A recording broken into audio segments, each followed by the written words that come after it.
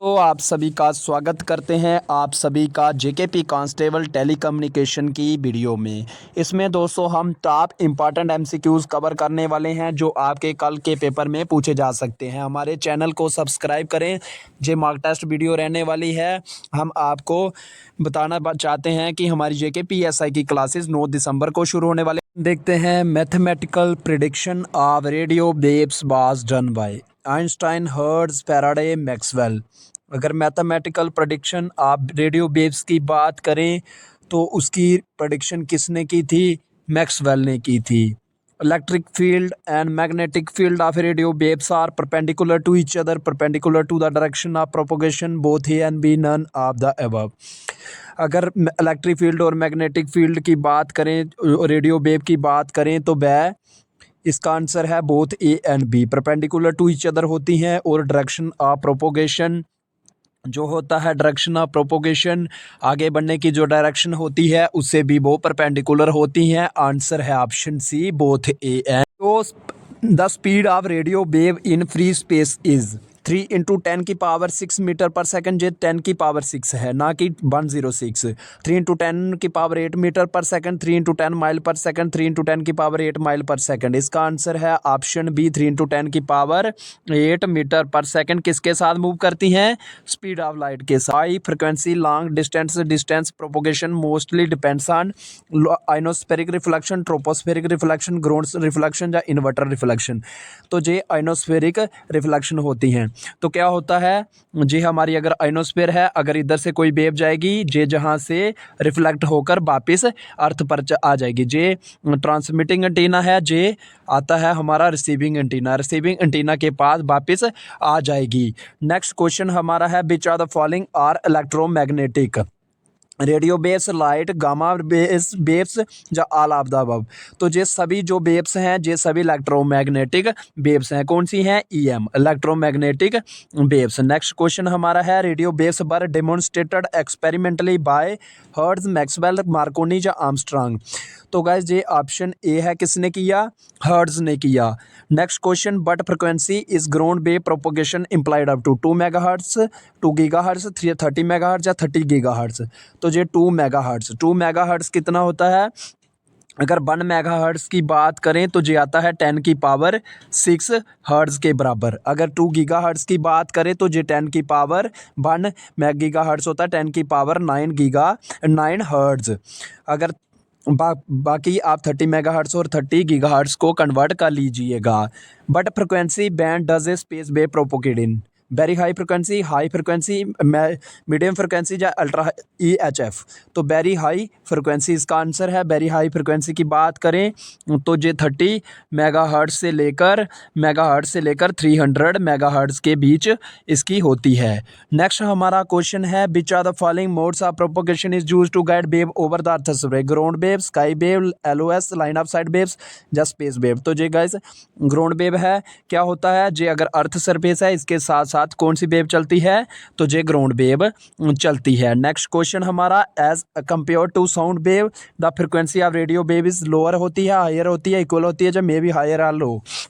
तो radio waves की frequency sound waves के मुताबिक हायर होती है इससे। नेक्स्ट क्वेश्चन हमारा decrease in the strength of a signal is known as tuning, modulation, attenuation, amplification.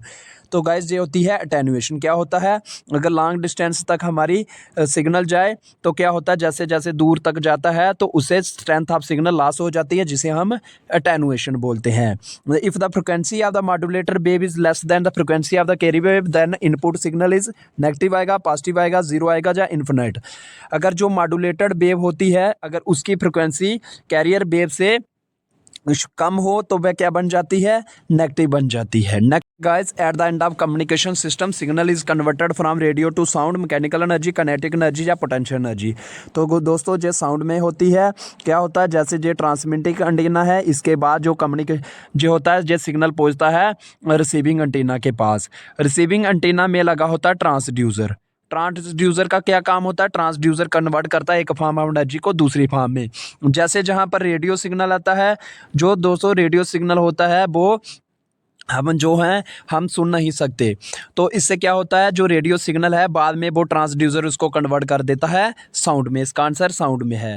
Energy is lost in bias due to heating resistance conduction या both A and B. तो दोस्तों ये both A and B में होती है। क्या होता है, जब किसी वायर में करंट फ्लो ऑफ इलेक्ट्रॉन्स होता है तो करंट प्रोड्यूस होती है। जैसे जैसे किसी वायर में करंट प्रोड्यूस होगी तो उसमें हीटिंग आएगी, जिसे हम हीटिंग इफेक्ट ऑफ लाइट कहते हैं। हीटिंग इफेक्ट ऑफ लाइट कहते हैं।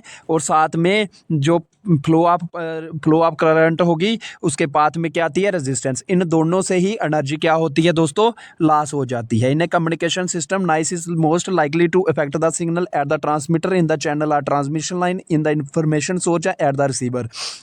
तो जो नॉइस होती है वो जो ट्रांसमिशन लाइन होती है, ट्रांसमिशन लाइन क्या होती है, जहां से अगर ट्रांसमीटर कोई सिग्नल भेज रहा है, जो जिस पे वो जाएगा उसे बोलते हैं हम ट्रांसमिशन लाइन या चैनल। तो इसी में नॉइस की इफेक्ट आता है। नेक्स्ट क्वेश्चन हमारा है, through which mode of propagation can radio waves be sent from one place to another, ground wave propagation, sky wave propagation, space wave propagation या ऑल ऑफ द अबव। तो दोस्तों ये सभी form of wave propagation है जिसमें हम अपना signal एक जगह से दूसरी जगह भेजते हैं। Over modulation result in weakening of signal, excessive carrier power, distortion या नन ऑफ द अबव। तो ओवर मॉड्यूलेशन होने के कारण दोस्तों क्या हो जाती है, डिस्टॉर्शन हो जाती है। डिस्टॉर्शन मतलब हम उस चीज़ को सुन नहीं सकते, उसमें नॉइस हो जाती है, इंटरफेरेंस ऑफ सिग्नल हो जाती है। इससे क्या होता है, ओवर मॉड्यूलेशन से डिस्टॉर्शन हो जाती है। Process of superimposing message signal with the carrier wave is known as demodulation, attenuation, modulation या डिटेक्शन। तो दोस्तों वह होती है मॉड्यूलेशन। क्या होती है, एक वेव होती है जिसे हम बोलते हैं मॉड्यूलेटिंग वेव। मॉड्यूलेटिंग वेव कौन सी होती है, जिसमें इंफॉर्मेशन होती है, और उसके साथ एक वेव आती है कैरियर वेव। कैरियर वेव की फ्रिक्वेंसी मॉड्यूलेटिंग वेव से ज़्यादा होती है। ज़्यादा ही होगी तो हम एक जगह से उसके ऊपर दूसरा सिग्नल भेज सकते हैं। तो इस सुपर इम्पोजिशन को मॉड्यूलेशन बोलते हैं। और डीमॉड्यूलेशन क्या होती है, रिवर्स प्रोसेस ऑफ मॉड्यूलेशन। और अटेनुएशन क्या होती है, loss of strength of signal. Modulation is done in transmitter, radio receiver, between transmitter and radio receiver या नन ऑफ द अबव। अगर जो मॉड्यूलेशन है वो ट्रांसमीटर में की जाती है। नेक्स्ट क्वेश्चन हमारा, demodulation is done in receiving antenna, transmitter, radio receiver या ट्रांसमिटिंग एंटीना। डीमॉड्यूलेशन कहाँ पर होती है, रेडियो रिसीवर में होती है। नेक्स्ट क्वेश्चन हमारा, super heterodyne principle refers to. Superheterodyne principle किस पे करता है, using a large number of amplifier stage, using a push pull circuit, obtaining lower fixed intermediate frequency या नन ऑफ द अबव। तो दोस्तों ये obtaining lower fixed intermediate frequency होती है। नेक्स्ट क्वेश्चन हमारा है, what is the primary function of an antenna, amplify signal, transmit receive electromagnetic wave या generate electric power या कन्वर्ट एसी टू डीसी। तो क्या करता है एंटीना ट्रांसमिट और रिसीव करता है इलेक्ट्रोमैग्नेटिक वेव्स को। नेक्स्ट क्वेश्चन हमारा, but type of antenna is commonly used in mobile phone, horn antenna, microstrip antenna, parabolic antenna या लूप एंटीना। अगर मोबाइल फोन्स की बात करें तो उसमें माइक्रोस्ट्रिप एंटीना यूज किया जाता है। Which antenna is typically used in satellite communication. तो दोस्तों ये parabolic type of antenna is commonly used in broadcasting. तो डाइपोल एंटीना करते हैं हम use. Which are the following represent the ratio amplitude of the modulating signal to the carrier signal, frequency modulation index, bandwidth, signal to noise ratio. तो दोस्तों ये माफ़ कीजिएगा, ये होता है हमारा option B, modulation index. Bandwidth क्या होती है, रेंज ऑफ फ्रिक्वेंसी। तो सिग्नल टू नॉइस रेशियो क्या आती है, सिग्नल टू नॉइस रेशियो, कोई भी सिग्नल है उसमें कितना नॉइस है उसे बोलते हैं हम noise, signal to noise ratio. Which component in AM transmitter generate the carrier signal, mixer, oscillator, amplifier, none of these. तो एएम ट्रांसमीटर में क्या करता है, ऑसिलेटर। दोस्तों ऑसिलेटर क्या करता है, ऑसिलेटर इसमें am signal, carrier signal generate करता है। What is the typical frequency range for very high frequency signal, VHF। आप इसकी फुल फॉर्म याद कर लें, जो पेपर में पूछी जा सकती है। 30 megahertz to 300 megahertz, 3 megahertz to 30 megahertz, 300 megahertz to 3 gigahertz, 300 kilohertz to 3 megahertz. तो दोस्तों अगर वेरी हाई फ्रिक्वेंसी की बात करें तो ये 30 मेगाहर्ट्ज़ टू 300 मेगाहर्ट्ज़ होती है। ऑप्शन ए इसका राइट आंसर रहने वाला है। What is the typical frequency range for ultra high frequency signal, UHF की भी आप याद कर लें। तो ये दोस्तों होती है 300 megahertz to 3 gigahertz. Next question हमारा इंपॉर्टेंट है, what is the frequency range for audio signal in a communication system. तो 20 hertz to 20 kilo hertz. Audio signal की कौन सी फ्रिक्वेंसी होती है? तो दोस्तों वो वाली फ्रिक्वेंसी जो ऑडिबल होती है। ऑडिबल जाने कि हम अपने कान से इसे in an optical fibre communication system but is the role of the core. तो जो क्या करती है, जो transmit signal through total internal reflection के थ्रू जे करती है दोस्तों। But is the main function of a demodulator in a FM receiver. Demodulator क्या करता है? कोई भी जो मॉड्यूलेटेड कैरियर होता है उसे अपना सिग्नल एक्सट्रैक्ट करता है, to extract the audio signal from the modulated carrier. Next question हमारा, what is the full form of IT? Information technology, interesting technology, information tracking, internet technology. तो ये आईटी होती है information tech. National e governance plan established 18 July 2009, 16 July 2002, 1 July 2009, 18 मई 2006। 18 मई 2006 को national e governance plan establish किया गया। Which are the following the disadvantage of e governance? Real time update, cost reduction, transparency, digital divide. तो दोस्तों ये digital divide हो जाती है। Digitally divide क्या होती है दोस्तों? अगर हम बात करें, कुछ पीपल्स के लोग होते हैं जो कुछ इंटरनेट यूज़ करने वाले आते हैं एक साइड पे, दूसरे होते हैं जो इंटरनेट यूज़ नहीं करते, तो इसमें क्या हो जाती है? डिजिटली डिवाइड हो जाती है। तो बैंडबाज डिजिटल इंडिया प्रोग्राम लॉन्च्ड 10 अप्रैल 2015, 11 मई 2018, 1 जुलाई 2015, 11 अगस्त 2014। तो 1 जुलाई 2015 में दोस्तों नरेंद्र मोदी जी ने, हमारे प्रधानमंत्री जी ने डिजिटल इंडिया प्रोग्राम लॉन्च किया। How many pillars of digital India? तो 9 पिलर्स। कितने हैं? 9 पिलर्स। इंपॉर्टेंट है, याद कर लें। वो launch the digital India programme Arun Jaitley, Amit Shah, Sushma Swaraj, PM Narendra Modi.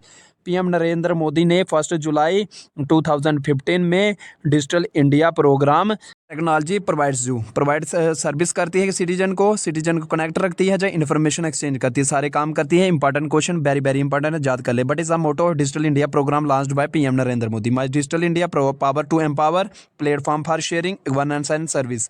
Power to empower is the motto of digital India programme launched by Narendra Modi ji. E Rakam portal is related to army, students, pensioner, farmer. Important question है आपका, बैंडबाज UPI establish in India. तो UPI 11 April 2006। Form of UPI united payment interface है, unified payment interface है, unified payment interchange है, none of these है।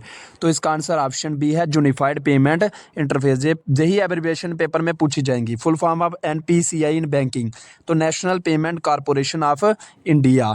NPCI ने भीम ऐप भी लॉन्च की थी। इसकी भीम की आप फुल फॉर्म दोस्तों कमेंट कर बता दें।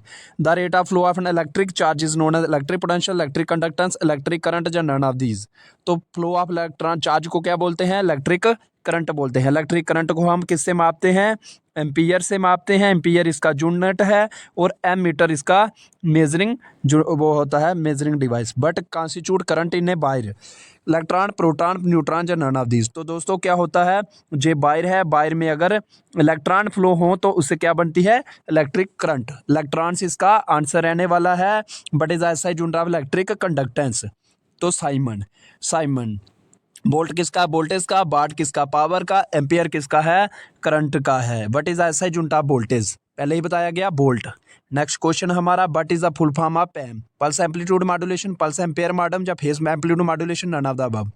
तो पल्स एम्पलीट्यूड मॉड्यूलेशन में टेलीकम्युनिकेशन कांस्टेबल जेकेपी का पेपर कवर किया गया है, मॉक टेस्ट कवर किया है। ऐसी और वीडियो सबसे पहले हमारे चैनल को